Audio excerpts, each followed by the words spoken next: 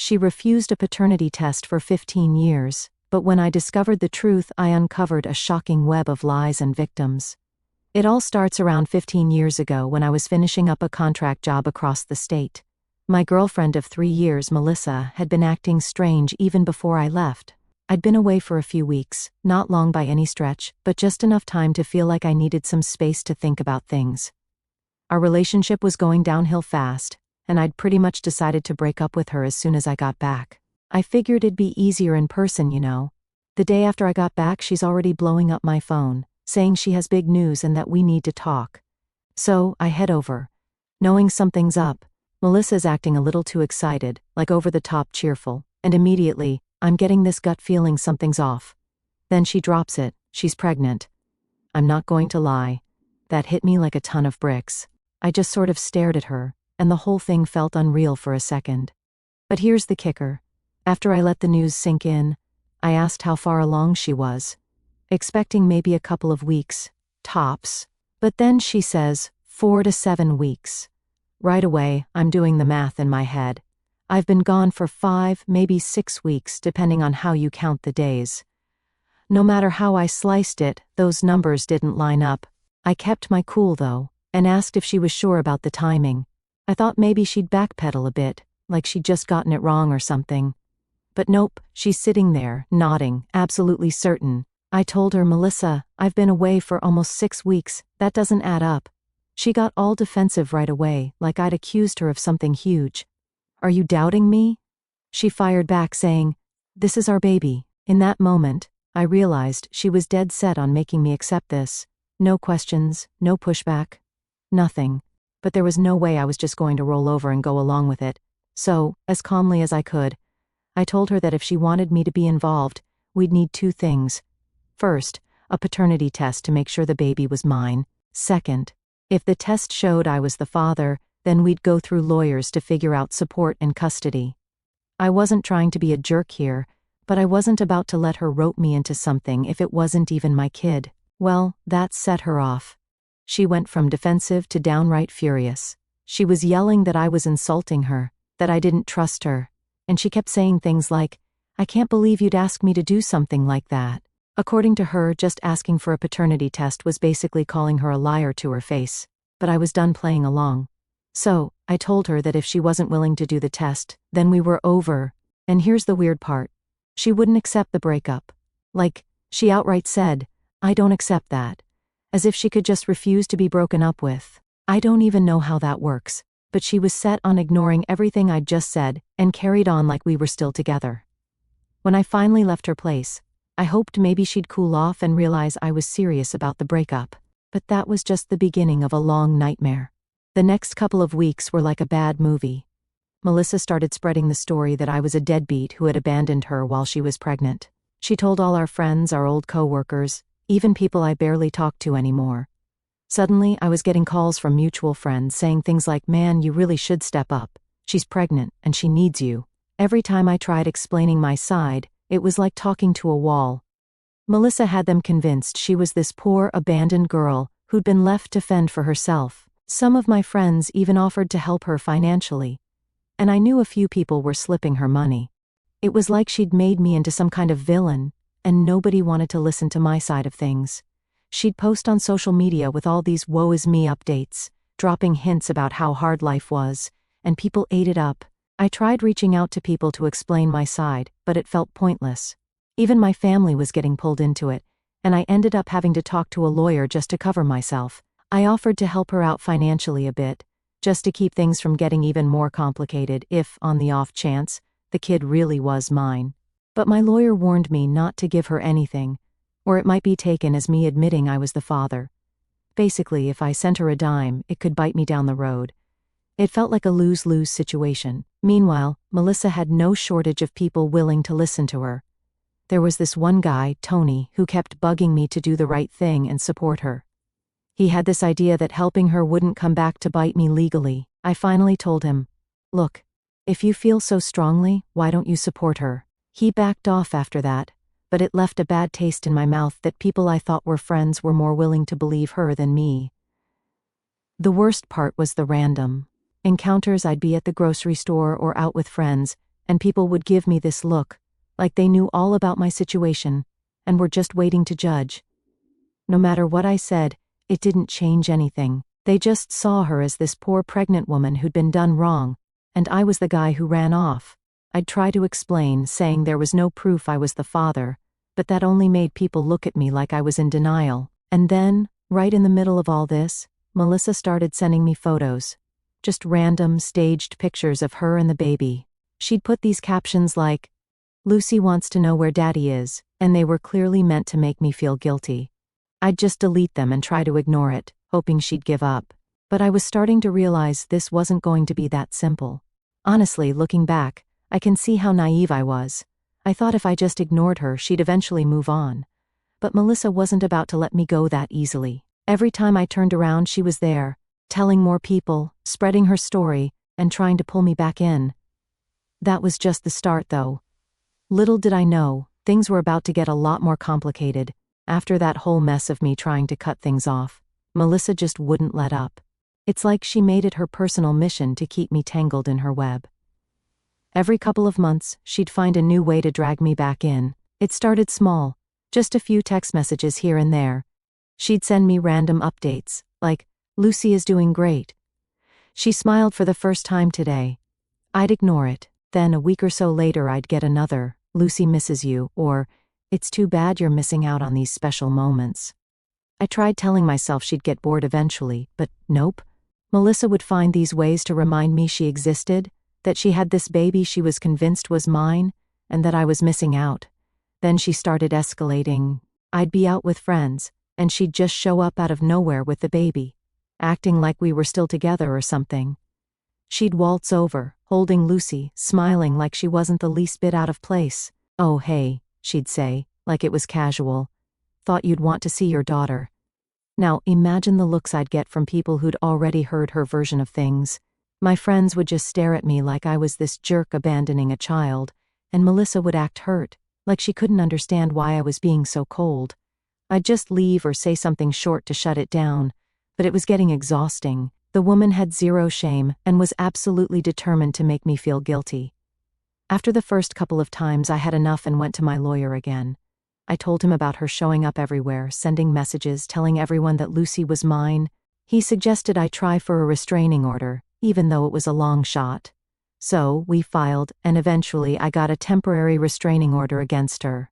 The catch was that, in my state, even a permanent restraining order only lasts 2 years, unless there's a violent crime involved, which obviously didn't apply.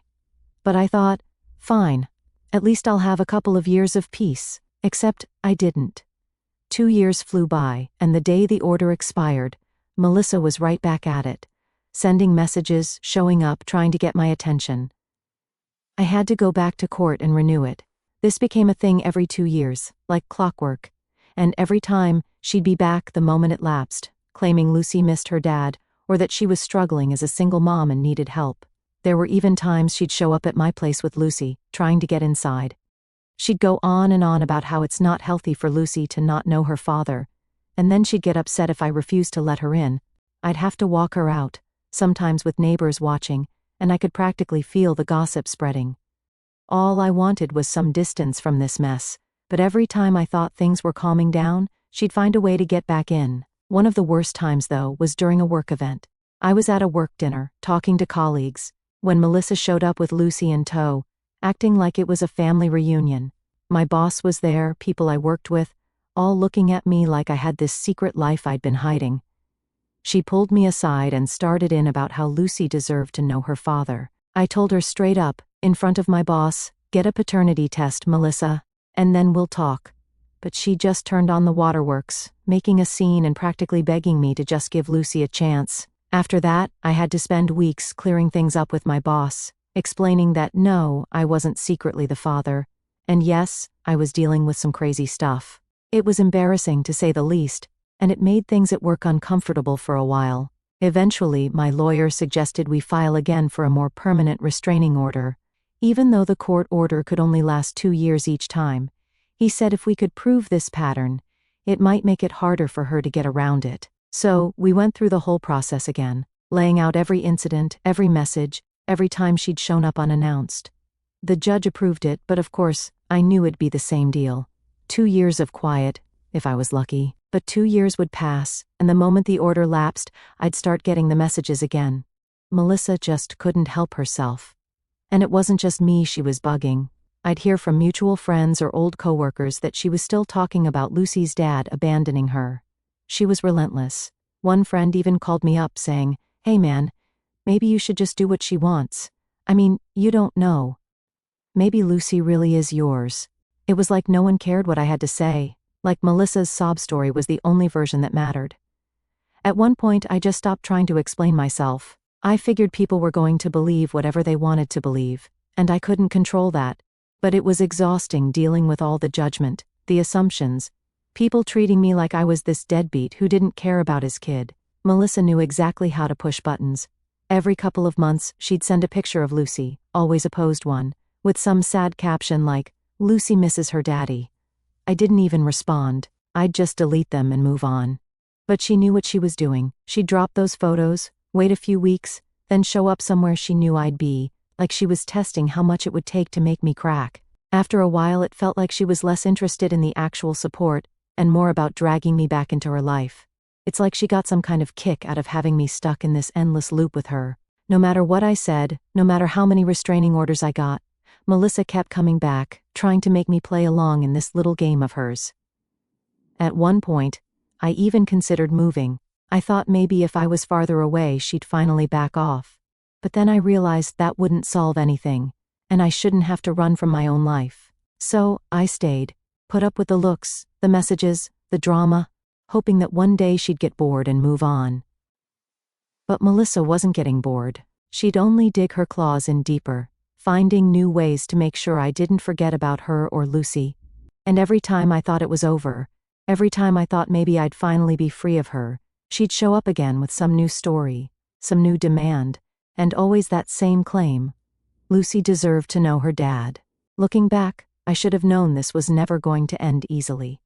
After years of Melissa's surprise visits and nonstop demands, I was used to her showing up out of nowhere, but I had no idea things were about to get even weirder. So one day, I'm talking to this old friend, Ben. We hadn't caught up in a while, so we're just shooting the breeze, and somehow Melissa's name comes up. Ben's one of the few people who always believed my side of the story, so I mentioned how she'd been popping back into my life every time that restraining order expired, still pushing the "Lucy is your daughter" line, without ever agreeing to a paternity test. Out of nowhere, Ben goes, "Oh man, you wouldn't believe it, but I think she tried the same thing with a guy I know. He was dating her for a bit, and she told him he might be the father too." I'm stunned. At first I thought he was joking, but Ben's serious. He starts explaining how his friend Dave dated Melissa briefly, and when he broke things off, she showed up a few weeks later, saying she was pregnant and hinting he could be the dad. I'm sitting there, trying to wrap my head around this. All these years, I thought I was the only one Melissa was targeting. But now I'm starting to wonder if she's been pulling this on other guys too, using Lucy to milk support out of anyone she could. The idea felt so ridiculous and yet so possible. So, I asked Ben if he could introduce me to Dave. Ben's all for it, so he calls him up, explains the situation, and within an hour, I'm talking to this guy who's had nearly the exact same experience. Dave tells me Melissa had pulled the whole "I'm pregnant, and you might be the father" thing on him, but he demanded a paternity test right away, which of course, she refused. Unlike me, he'd put his foot down immediately and cut her off before things got messy. At this point, my head's spinning. I'm wondering how many guys she's done this to. Dave is as curious as I am, so we start digging, reaching out to people we knew had been connected to her. Mutual friends, old coworkers, anyone who might know more. The more we dig, the more stories we uncover. And it turns out, Melissa's been busy. We end up finding out about 2 more guys who went through similar situations. One of them, a guy named Steve, had even been helping her out financially for a while, thinking he was doing the right thing. She'd convinced him that if he really cared, he'd give her some money to help with Lucy. He told me that she never asked for a ton, just a couple $100 here and there, which he'd given her a few times to avoid feeling like a jerk. But every time he'd ask for a paternity test, she'd get all defensive, saying it was insulting and she couldn't believe he'd question her. Now, I'm sitting there with Ben, Dave, and Steve, just completely dumbfounded. For years, I'd thought Melissa's obsession with me was just her being vindictive, but it turns out she was running this scheme on a whole lineup of guys, using Lucy as a way to cash in from anyone who'd bite. The craziest part? These guys had all just moved on, like they'd written it off as some random bad experience. None of them had really pushed back or looked deeper into what she was doing. Probably because she was smart enough to keep things low-key, asking for small amounts and making it seem like she was the victim. She played her part so well that no one thought to compare notes. And that's exactly how she got away with it for so long. At this point, I felt like I was in the middle of some bizarre mystery that was just now coming to light.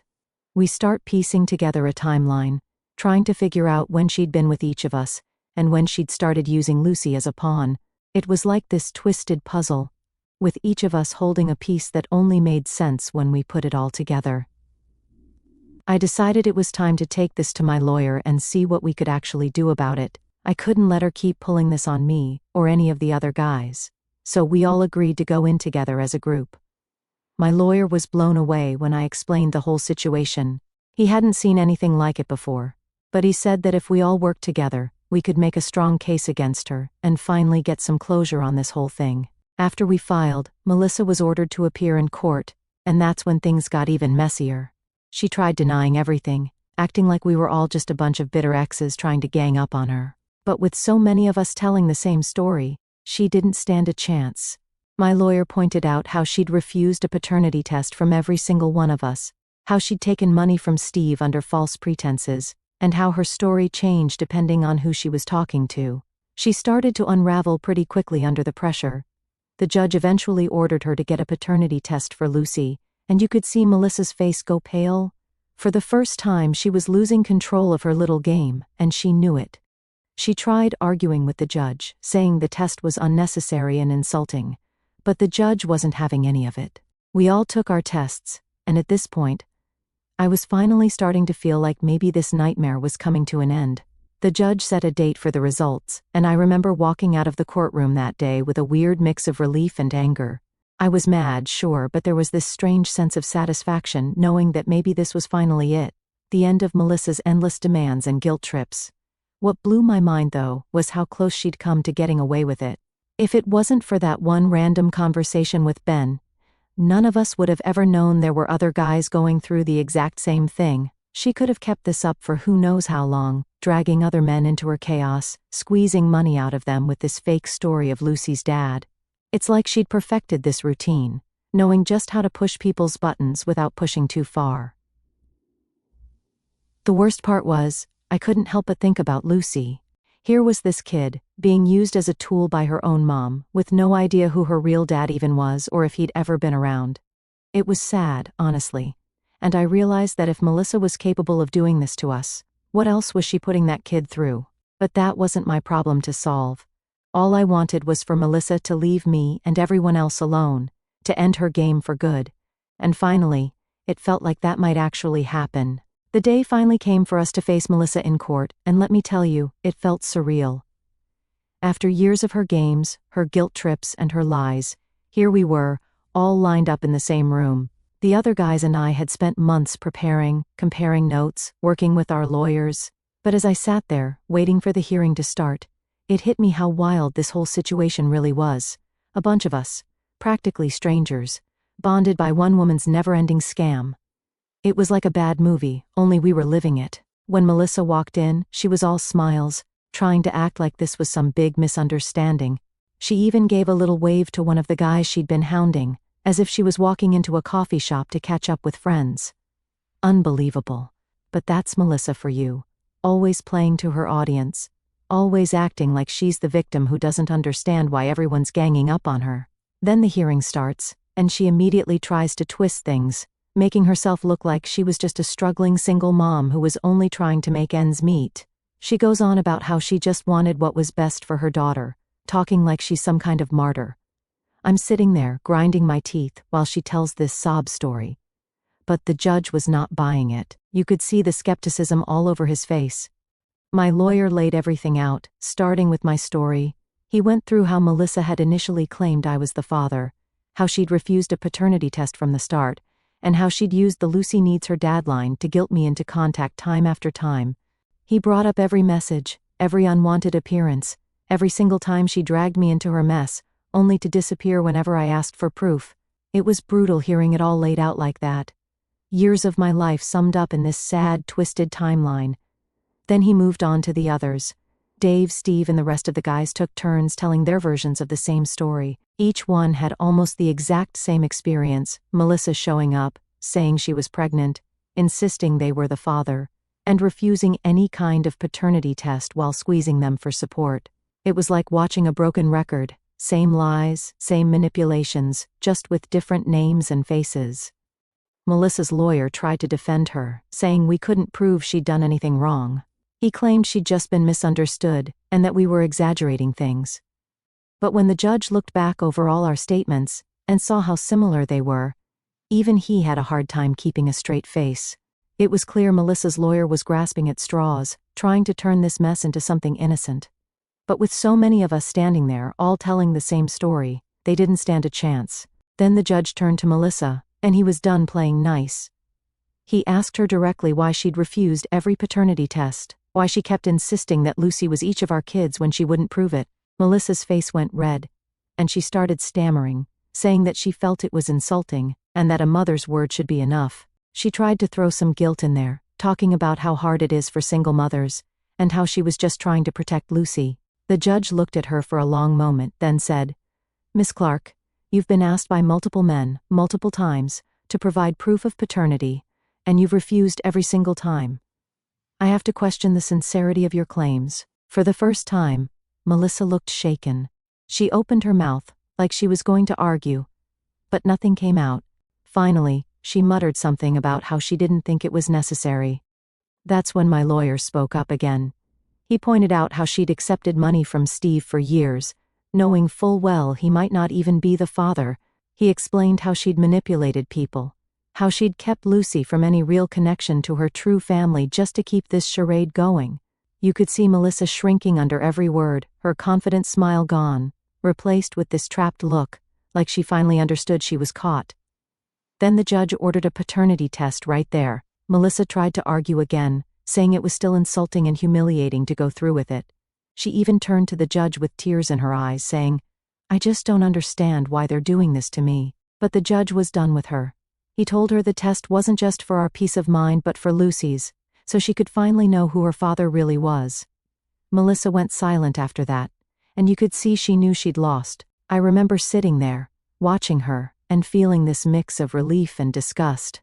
She tried so hard to make us look like the bad guys, tried to turn her lies into a pity story, but now, with nowhere left to hide, she was just a person caught in her own web of lies. As we were all getting ready to leave, Melissa looked around the room, avoiding eye contact with each of us. She didn't say a word, didn't even try to explain herself. I think she knew that at this point, no one was buying it anymore. For the first time in years, it felt like maybe, just maybe, we were finally seeing the end of all this. Leaving the courthouse that day was like walking out of a heavy fog. For so long I'd been wrapped up in her drama, constantly looking over my shoulder, wondering when she'd pop up next with some new claim or story. But now, I was done. All of us were. We were finally getting our answers. And for once, Melissa wasn't in control of the narrative. I walked out with the other guys, and we all looked at each other, this weird mix of relief and exhaustion in our faces. I don't think any of us really knew what to say. There wasn't much left to say, honestly. We'd all been through hell, and finally, we were about to get the truth we deserved. It was like we'd all been pulled together by this insane experience.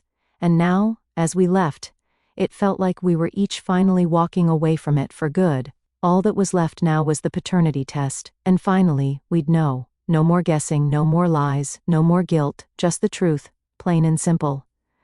And honestly, that was all any of us had ever wanted. After all the years, all the drama, all the wild accusations and surprise appearances, the paternity test results finally came in.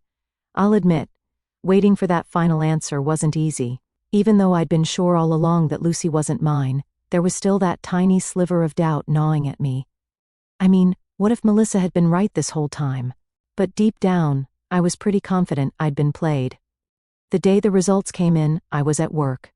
My lawyer called, telling me he had the results in hand and that it was a clear answer. No maybes or probabilities. My heart was pounding as I stepped into the hallway, and my coworkers probably thought I was losing it, pacing around the building like that. So, finally, I asked him straight up, "Am I the father or not?" And just like that, he confirmed what I'd known all along. I wasn't Lucy's father. I can't even describe the relief that washed over me. It felt like this huge weight had been lifted, like I'd been carrying around this invisible anchor for years. I could finally walk away from all the madness, knowing I'd done everything I could to set the record straight. I mean, sure, there was anger there too. Anger at Melissa for all the years she wasted, for dragging my name through the mud, for making me jump through every hoop she could find just to avoid the truth. But mostly, I just felt done. After I got off the phone with my lawyer, I sent a quick text to the other guys, letting them know the results were in, and we'd all been in the clear. Pretty soon, we were all on this group call, celebrating in the strangest way possible. There wasn't much cheering or high-fiving, it was more like this quiet mutual understanding that we'd survived something really messed up, and we could finally move on. Everyone had the same reaction, relief mixed with disbelief. It was like we'd been to battle and walked out the other side. But it wasn't over for Melissa. Apparently, as soon as she got the news, she completely lost it. She showed up at my house the very next day, screaming on my front lawn like she'd just been betrayed by the whole world. She was yelling all kinds of nonsense, saying I was a coward, that I'd turned Lucy against her, that I'd ruined her life. The whole neighborhood could hear her, and I didn't even try to engage. I just stood at the window and watched her make a scene, knowing there wasn't anything left for her to use against me. Eventually, the cops showed up and took her away. She'd violated the restraining order again, so this time, she actually got arrested. Part of me felt bad for Lucy. She'd grown up with this mother who was so obsessed with keeping up her story that she'd never let her know the truth. I couldn't imagine what that did to her, to be raised in that kind of environment. But then, something I didn't expect happened. Lucy's great-grandmother, Rose, reached out through my lawyer. She sent an apology, saying she'd had no idea Melissa was lying to so many people, that she was truly sorry for all the trouble Melissa had caused. Rose had apparently been the one supporting Melissa financially for most of Lucy's life, thinking she was just helping out her struggling granddaughter. Now that she knew the truth, she'd cut off all support, and Lucy was now living with her full-time. I didn't know much about Rose, but I knew this was probably the best thing that could have happened for Lucy. Along with the apology, Rose offered to let me read a letter from Lucy, who was understandably confused and shaken. The letter started with, "To the man I thought was my dad." That alone was a punch to the gut. She went on to explain how her mom had always told her that her dad would love her if he ever met her, but that I was too busy to care about her. Lucy wrote about how her whole life had been this story. This idea that I was her dad and I didn't want her. She said she used to ask Melissa why I didn't visit, why I didn't show up. And every time, Melissa would tell her I didn't want to be a family. The more I read, the more I felt a strange mix of guilt and anger. I had no idea Lucy was dealing with all of this. She was just a kid, caught in the middle of a lie she didn't ask for. I wished there was some way I could fix things for her, but at the end of the day, that wasn't my place. In the letter, Lucy apologized for the way things had turned out, and she even said she hoped I'd forgive her for everything. That hit me hard. Here was this kid, apologizing to me for a situation that wasn't her fault at all. It was clear she'd been fed lies her whole life, and I felt terrible that she'd been dragged through this. But I couldn't exactly step in either. This was Melissa's mess to clean up, and I hoped Rose would get Lucy the help she needed to process everything. The fallout was pretty intense, especially for Melissa, with her own family turning against her and Rose cutting off her funds. I don't think she has much of a support system left. Part of me feels sorry for her, but mostly, I'm just glad she can't keep pulling people into her twisted games. She's finally facing the consequences of years of lies, and hopefully, she'll think twice before trying to manipulate anyone else. As for me, I can honestly say, I'm at peace with it. This whole thing was a nightmare, sure, but at least now I know the truth. I can move on without second-guessing myself, without wondering if maybe, just maybe, I'd been wrong all those years. And for the first time in over a decade, I feel like I'm actually free from all of it. The whole experience taught me a lot about people, about trust, and about how far someone will go to protect their own story. And yeah, it left me with some scars. But it also gave me a weird sort of closure. I know I'm not Lucy's dad, and as much as I feel for her, I know I did everything I could to handle this the right way. I guess sometimes that's the best you can hope for, and now, I'm done. Done with Melissa. Done with the court battles. Done with the drama. I'm moving forward, and I'm never looking back. Update. Alright folks, so I thought I'd finally wrap this whole story up, but sometimes life's got one more twist up its sleeve. After all the court battles, the paternity test, and the mess with Melissa, I thought that was the end of it. But then, about a month ago, I got an unexpected message from Lucy herself. She wanted to talk, but this time, it wasn't about me, or the years of lies her mom had put us all through. She told me she'd been thinking a lot, and now that she knew the truth, she wanted to try and find her real dad, and strangely enough, she was hoping I could help her out. At first, I wasn't sure what to say. Part of me thought it might just open up more drama, especially since Melissa had a way of popping up whenever I least expected it. But Lucy was different. She was sincere, and I could tell she just wanted answers. So, after a bit of back and forth, I agreed. I figured if I could help her avoid going through the same mess I'd been through, it'd be worth it. The search started small. Lucy had a few things from her mom's old stuff, some photos, a few old letters, things that she thought might give us some clues. We combed through everything together, comparing timelines and people Melissa had dated around the time she was pregnant. Honestly, it felt surreal. Here I was, helping her uncover the life her mom had kept hidden from her. And all the while, I was learning more about her too. There was one photo in particular that caught our attention. It was of Melissa with a guy we'd never heard her mention. A faded Polaroid with a young, smiling guy standing next to her. No date, no name on the back, just the two of them at some random beach. But something about the photo struck us both as significant. Lucy remembered her mom mentioning a boyfriend she'd had right before she met me. Someone her mom had never talked about again after they split. We didn't have much to go on, but it was a start. With a bit of internet detective work, we finally tracked him down. His name was Alex, and we found his profile on an old social media page he barely updated. Lucy took a deep breath and messaged him. I could tell she was both excited and terrified. This was the guy who might actually be her dad, the person she'd been wondering about her whole life. The wait was nerve-wracking, and I could see Lucy trying to keep her hopes in check. A couple of days later, Alex responded. He was shocked, to say the least, but he agreed to meet up and hear Lucy out. She asked if I could come along for support, which, again, I didn't expect. I wasn't her dad, and I didn't really know where I fit in all this, but I could see she felt more comfortable with me there, so I went. When we met Alex, he was a bit older, obviously, but he had this friendly, open demeanor that immediately put Lucy at ease. He listened as she explained everything, how she'd grown up, the lies she'd been told, the recent court case. You could tell he was taken aback, especially hearing about Melissa's years of manipulation.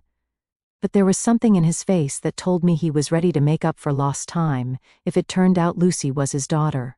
After that initial meeting, Alex agreed to a DNA test, and let me tell you, waiting for those results was a whole other level of tension. Lucy tried to keep herself busy, but every time we talked, I could see that anxious look in her eyes, like she was bracing herself for another disappointment. Finally, the results came in. Alex was her father. I'll never forget the look on Lucy's face when she found out. It was this mix of relief, happiness, and disbelief all rolled into one. She had the answers she'd been searching for. And for the first time, she actually had a sense of family that didn't come with strings attached. Alex looked as overwhelmed as she did, but he took her hand and told her he was there for her, ready to make up for the years they missed. Since then, Lucy's been getting to know Alex, slowly but surely. She told me he's been doing everything he can to make her feel welcome in his life, and they've even started planning some time together to catch up. I won't lie, it feels strange being on the outside of it, knowing I helped her find her real dad, but not really being a part of her life anymore. But seeing her find peace and finally move forward, that's worth it. As for Melissa, word got back to her about the test, and from what I've heard, she's not handling it well. She's been making all kinds of claims, that the test was rigged, or that Lucy's been brainwashed by me and Alex. But at this point, no one's listening. Even her own family is finally shutting her down. It's like everyone's finally realized just how deep her lies go, and they're done putting up with it. And me? I'm honestly at peace with it. I thought this whole thing would end with me just walking away. But it feels better knowing Lucy got what she needed. Helping her find her dad was the right thing to do, and while our paths might not cross much anymore, I know she's going to be okay. She's with her real family now, and she's free of all the lies that weighed her down for so long. So, that's where this chapter finally ends. Thanks to everyone who stuck with me through all this. It's been one hell of a ride, but we've finally made it to the end.